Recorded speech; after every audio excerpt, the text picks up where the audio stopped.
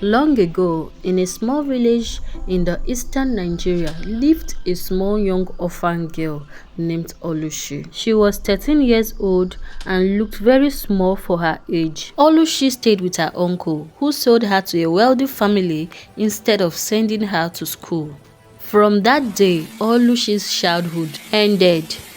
She wakes up early, did all the chores, eat leftovers, and sleep after midnight. Any mistake was rewarded with slap, insult, and starvation. One day, Olushi was sent to the market.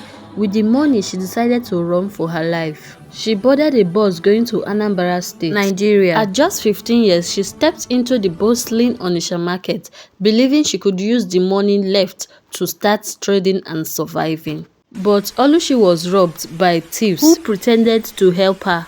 After days of suffering, she humbled herself and begged a woman who sold provisions in the market, Mama Ifunanya. Mama Ifunanya helped her with the condition that she would help her sell goods in the market, and in return she would have food and shelter. Though Olushi worked hard and respectful, Mama Ifunanya never really trusted her. One fateful morning, as Olushi hurried to the market, a speeding vehicle knocked her down. Olushi was rushed to the hospital by the handsome young driver, Chinedu. He paid for everything without hesitation. When Olushi regained consciousness, she saw kindness in his eyes, something she had not seen in years. She was discharged to Mama Ifunanya's shop. When she saw them, fear gripped her and she denied ever knowing Olushi. Chinedu arranged for her to stay in a safe place and ensured she lacked nothing and sent her to school.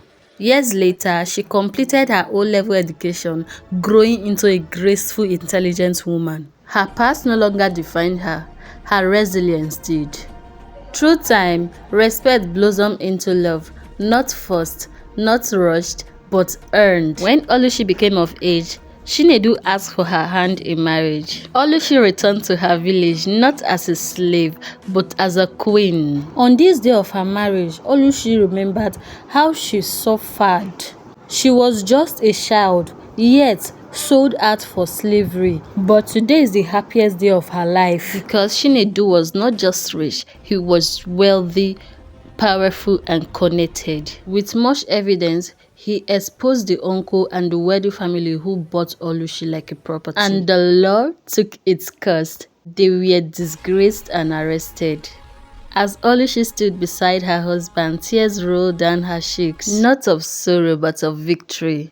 From ashes she rose. From pain she found purpose. From bondage she walked into freedom. And so the elder says, the child you despise today may return to you tomorrow as a judgment. Please do well to subscribe to this channel. Thanks for watching. Bye.